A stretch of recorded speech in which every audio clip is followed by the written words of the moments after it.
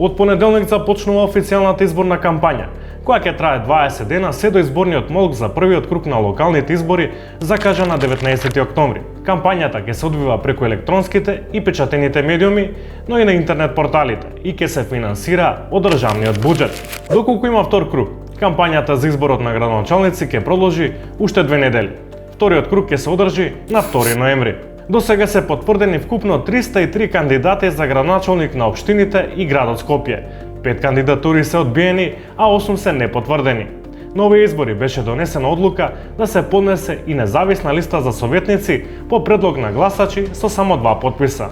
Така поднесени беа 579 листи за советници, од кои 558 се одобрени, 20 се непотврдени, а една е одбиена. Најмногу кандидати за градоначалници во првиот круг има во Струга и Прилеп по 9, 8 кандидати претендираа за градоначалник на Скопје и Шуто Оризари, а во 22 општини има само 2 кандидати.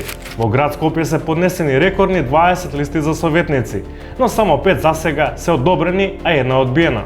Во Битола се поднесени и прифатени дури 16 советнички листи, а во Липово ќе се одбира само меѓу 2 листи за општинскиот совет. Ова се 8 локални избори од македонската независност.